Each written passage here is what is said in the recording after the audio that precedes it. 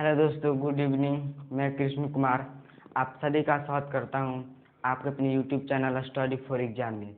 दोस्तों, मैं आप लोग को इस वीडियो में पढ़ाऊंगा दर्पण प्रतिबिंब पर आधारित प्रश्न। तो दोस्तों चलिए पहले हम समझेंगे कि दर्पण प्रतिबिंब किसे कहते हैं। ये जो दर्पण प्रतिबिंब है, ये दर्पण प्रतिबिंब पर आधारित है घड़ी का प्रश्न। तो हम पहले पढ़ेंगे कि दर्पण प्रतिबिंब किसे कहते हैं। तो देखिए दोस्तों, दर्पण प्रतिबिंब किसे कहते हैं। जब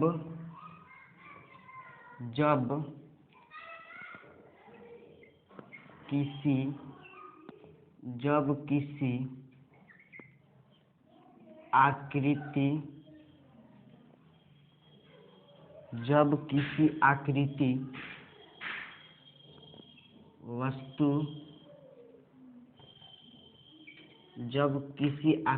वस्तु या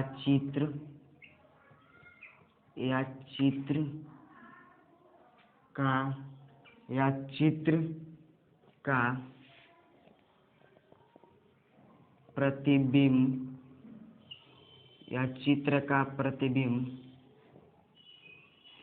किसी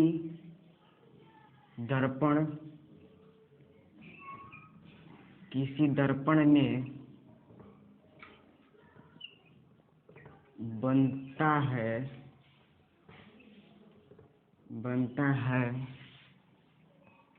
तो वह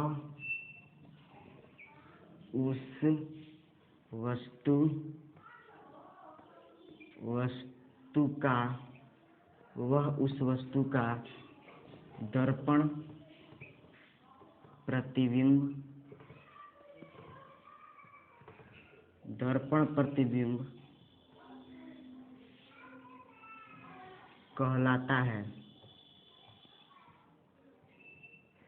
प्रतिबिंब कहलाता है। तो देखिए दोस्तों, जैसे जब किसी आकृति वस्तु या चित्र का प्रतिबिंब किसी दर्पण में बनता है तो वह उस वस्तु का दर्पण प्रतिबिंब कहलाता है। जैसे कि दोस्तों देखिए, ये आपका आकृति है और यहाँ पर त्रिभुज है और यहाँ पर चलिए यहाँ पर वृत्त है और यहाँ पर वर्ग, चलिए यहाँ पर एक त्रिभुज है। देखिए, अगर इसका क्या है दर्पण प्रतिबिंब, तो देखिए दर्पण प्रतिबिंब, देखिए ये दर्पण प्रतिबिंब कर रहा है। तो देखिए दोस्तों, यहाँ पर जो है जो वस्तु जितना नजदीक रहेगा प्रतिबिंब में उतना ही नजदीक आएगा और जो वस्तु जितना दूर रहेगा प्रतिबिंब में उतना ही दूर आएगा। तो देखिए यहाँ पर वर्ग हो गया, और इसको हम देखेंगे तो देखिए यहाँ पर आयत हो गया, यहाँ पर आयत हो जाएगा और यहाँ पर ये त्रिभुज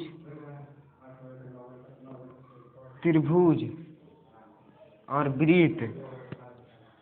वृत्त और यहाँ पर जब पलटेंगे तो यहाँ पर त्रिभुज हो गया। देखिए ये दोस्तों ये वास्तविक आकृति है, वास्तविक आकृति या वस्तु या चित्र। चलिए आकृति लेते हैं, वास्तविक आकृति,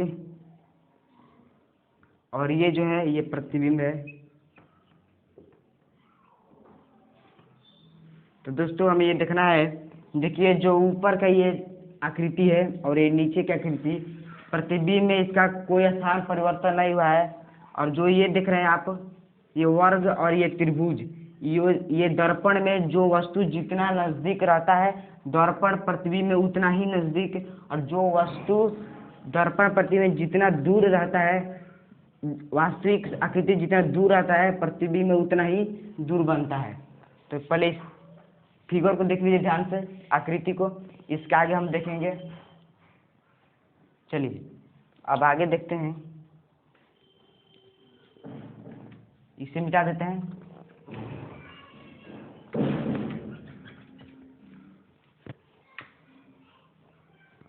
अब देखिए दोस्तों, यहाँ पर देखिए दर्पण प्रतिबिंब, दर्पण प्रतिबिंब में ऊपर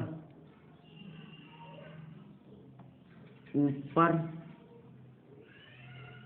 ऊपर की और नीचे की आकृति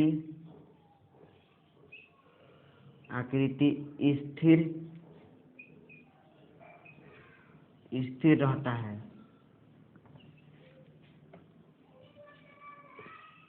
देखिए दोस्तों, यहाँ पर दर्पण प्रतिबिंब में ऊपर की आकृति और नीचे की आकृति स्थिर रहता है। देखिए ये फिगर में देखिए, यहाँ पर जो ऊपर की आकृति है ये त्रिभुज है ऊपर, और जो नीचे है ये वृत्त है नीचे। तो देखिए जब हम प्रतिबिंब में देखें तो इसका कोई स्थान परिवर्तन नहीं होता है, स्थिर रहता है। जहाँ पर एक त्रिभुज है प्रतिबिंब में करेंगे तो वही प्रतिभुज रहेगा, और नीचे जो यहाँ पर वृत्त है प्रतिबिंब में देखेंगे तो वहीं पर वृत्त रहेगा, इसका स्थान परिवर्तन नहीं होता है। चलिए, ये क्या था, दर्पण प्रतिबिंब में ऊपर की ओर और नीचे की ओर की आकृति स्थिर रहता है। तो चलिए एक और नोट देखते हैं, चलिए इसे ध्यान से देख लीजिए।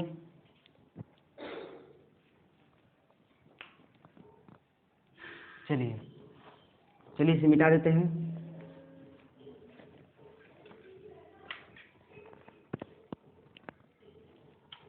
देखिए, जो वस्तु दर्पण में जितना पास या दूर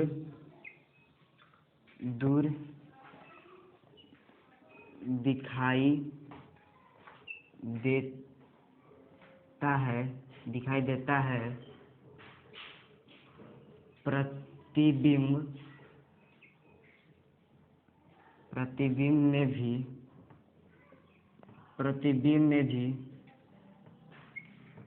उतना ही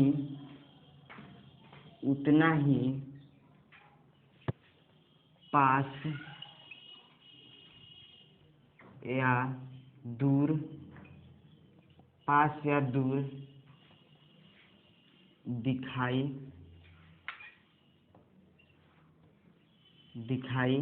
देगा।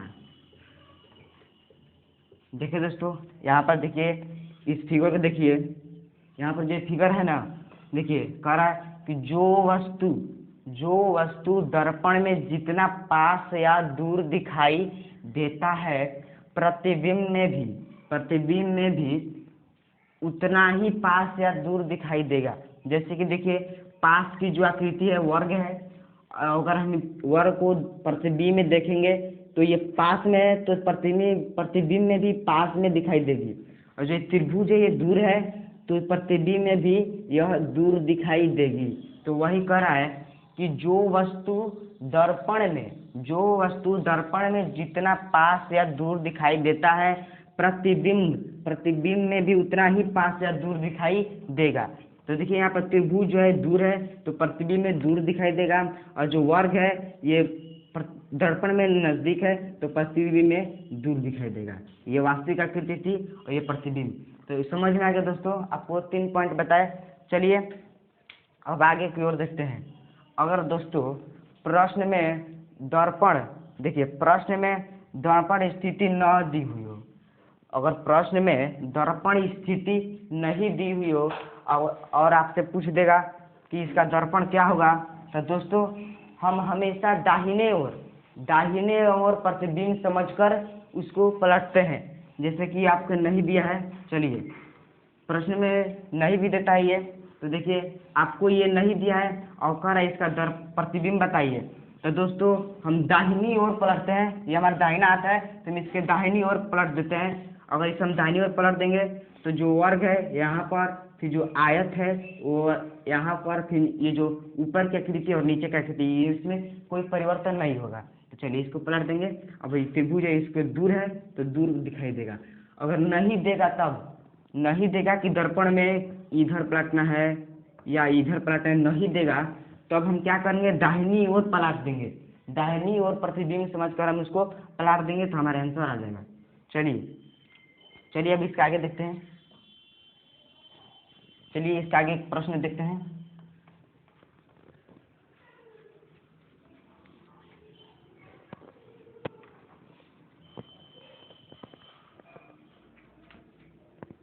चलिए इसके आगे हमारा प्रश्न है, देखिए प्रश्न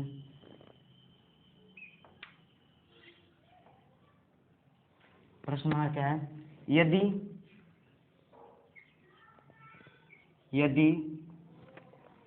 किसी घड़ी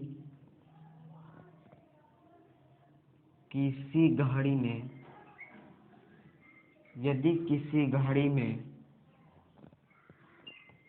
8:20 हो रहे हैं, 8:20 हो रहे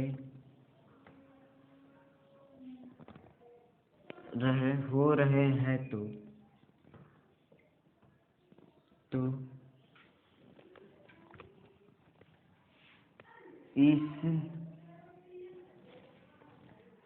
इस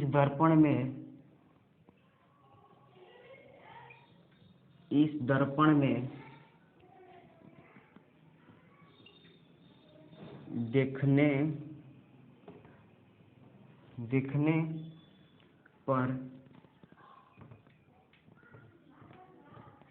प्रतिबिंब समय क्या होगा? प्रतिबिंब समय क्या होगा? चलिए दोस्तों, प्रश्न आपका कह रहा है कि यदि घड़ी में 8:20 हो रहे हैं तो दर्पण में रखने पर प्रतिबिंब समय क्या होगा? तो दोस्तों आपका समय कितना है, 8:20। तो देखिए पहले हम एक घड़ी बनाते हैं।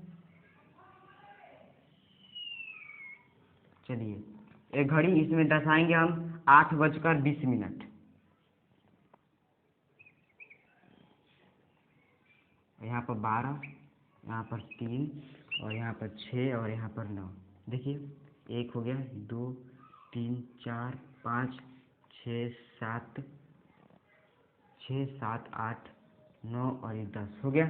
चलिए कितना है, 8:20। तो देखिए 8 बजकर, तो ये 6 7 8 ये है, तो यहाँ पर हो गई घंटे की सुई, और जो मिनट की सुई देखिए 5 और 5 10, 5 15 और 5 20, यानी कि ये होगी यहाँ पर। चलिए यहाँ पर होगी और ये थोड़ा आगे होगी, इससे 20 यहाँ पर थोड़ा आगे होगी। चलिए ये क्या हो रहा है आपका टाइम, 8 बजकर क्या हो रहा है, 8:20। अब इसे हम दर्पण में देखेंगे। चलिए इसे दर्पण में प्रतिबिंब में देखते हैं। प्रतिबिंब में हमारा समय क्या आ रहा है, चलिए देखिए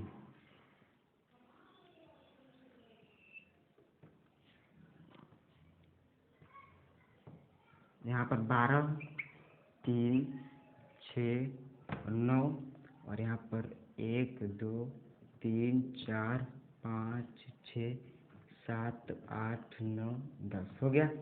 तो देखिए दोस्तों यहाँ पर ध्यान से देखिए ये क्या हो रहा है, 8:20 समय दर्शा रहा है घड़ी। अब हम इस घड़ी को, जो ये दर्पण है, इससे हम प्रतिबिंब में देखेंगे तो हमारा समय कितना दिखलाएगा ये हमें बतलाना है। तो देखिए यहाँ पर ध्यान दीजिए, पहले ध्यान दीजिए इस मिनट वाली सुई पर। देखिए ये जो मिनट वाली सुई है, यहाँ पर अगर 3 पर होती तो अगर हम प्रतिबिंब में देखते तो 9 पर आती। यहाँ पर जो ये मिनट वाली सुई है, ये अगर 3 पर होती तो हम प्रतिबिंब में देखते तो 9 पर होती ना। ठीक है, तो चलिए ये किस पर है, 4 पर, यानी 20 मिनट हो रहा है, दर्शा रहा है 8:20। तो देखिए ये 3 भाग से एक नीचे है। देखिए ये जो 3 बजा है इससे एक भाग नीचे है, तो वहीं पर हम ये कर देंगे, यहाँ पर पलटेंगे, अगर 3 पर होती तो 9 पर आएगा। तो देखिए 9 है तो 9 से एक भाग नीचे होगा मिनट की सुई, ये एक भाग नीचे होगा क्या, मिनट की सुई। अब देखिए अब इस घड़ी को ध्यान दीजिए, ये क्या है, घंटे वाले सुई। तो यहाँ पर क्या है, ये जो 9 है इससे एक नीचे है, तो यहाँ पर जो 3 है इससे एक नीचे कर देंगे। देखिए अब बताइए घड़ी में कितना बज रहा है, अब बताइए, यहाँ पर देखिए यहाँ पर होगा। अब बताइए घड़ी में कितना बज रहा है। तो दोस्तों देखिए यहाँ पर 5, 5, 10, 5, 15, 5, 20, 5, 25, 5, 30, 5, 35, 5, 40, यानी कि दोस्तों 3:40, 3:40, क्योंकि देखिए यहाँ पर थोड़ा आगे है, यहाँ पर जो घंटे की सुई है थोड़ा आगे है, तो प्रतिबिंब में भी घंटे की सुई थोड़ा, ये 8 थोड़ा आगे होगी, यानी इससे थोड़ा आगे, और 3 से एक भाग नीचे। तो देखिए हो गया। तो क्या आया हमारा समय, प्रतिबिंबित समय क्या आया 3:40, और वास्तविक समय कितना था 8:20। तो इसे प्रतिबिंब में देखें तो कितना आया 3:40। तो दोस्तों चलिए अब इसी पर हम एक ट्रिक बताएंगे। चलिए इसी पर हम इस समय को ज्ञात करने के लिए एक ट्रिक बताएंगे। पहले इस घड़ी के माध्यम से समझिए, ये 8:20 हमारा क्या है, वास्तविक समय। वास्तविक समय को जब हमने प्रतिबिंबित में देखा तो हमारा कितना है 3:40। तो चलिए एक ट्रिक देखते हैं, चलिए एक आप लोग को ट्रिक देखते हैं। पहले दोस्तों देखिए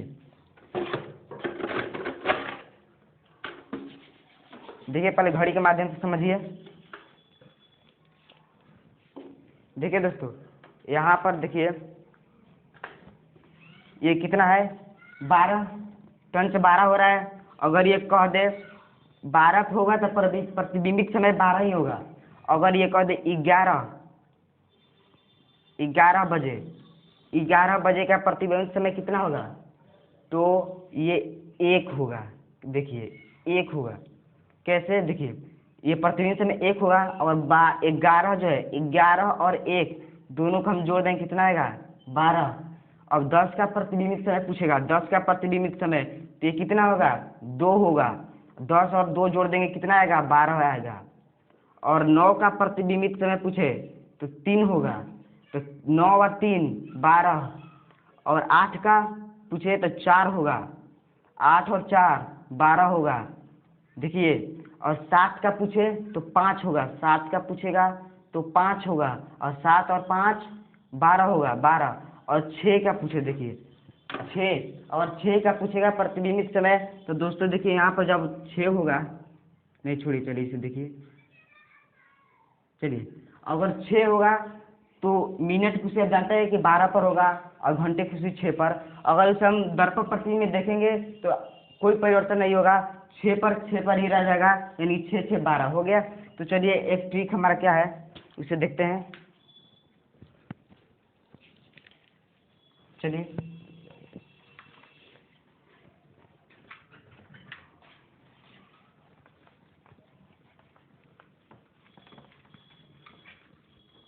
चलिए हमारा ट्रिक क्या है,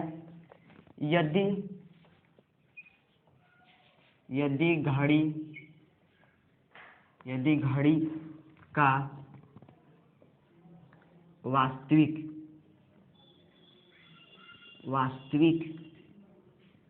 समय देकर, यदि घड़ी का वास्तविक समय देकर दर्पण का प्रतिबिंब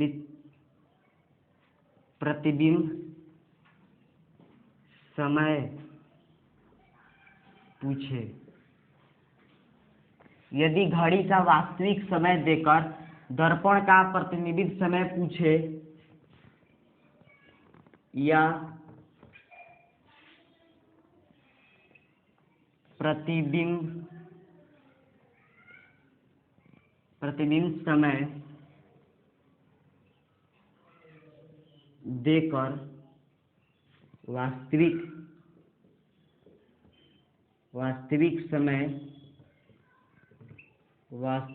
समय पूछे तो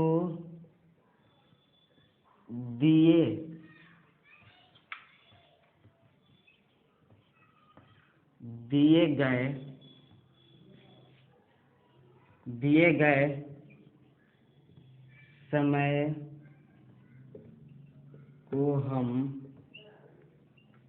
गए समय को हम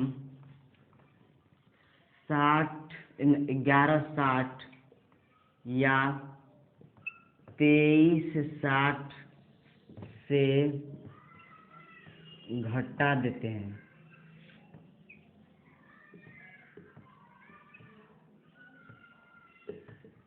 देखिए दोस्तों, इसका स्क्रीनशॉट ले लीजिए और देखिए, यदि घड़ी का वास्तविक समय देकर दर्पण का प्रतिबिंबित समय पूछे या प्रतिबिंबित समय देकर वास्तविक समय पूछे तो हम दिए गए समय को 11:60 या 23:60 में से घटा देंगे। जैसे आपका वास्तविक समय क्या था, 8:20, ये क्या था वास्तविक समय, और हमें प्रतिबिंबित समय ज्ञात करना है।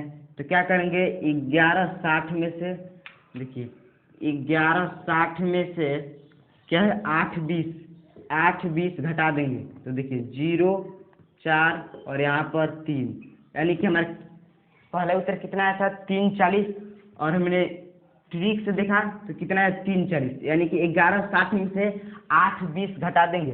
चलिए, ये वास्तविक समय से हमने प्रतिबिंबित समय ज्ञात किया। अब हम प्रतिबिंबित समय से वास्तविक समय ज्ञात करते हैं। देखिए 11:60 में से घटाएंगे कितना, प्रतिबिंबित समय क्या हमारा 3:40, तो 3 और ये 40 हो गया। चलिए 0, 2 और ये 8, क्या 8:20, 8:20 ये वास्तविक समय था। तो हमने क्या किया, पहले वास्तविक समय को घटाया तो प्रतिबिंबित समय आ गया, और जब हम प्रतिबिंबित समय को घटाया तो वास्तविक समय आ गया।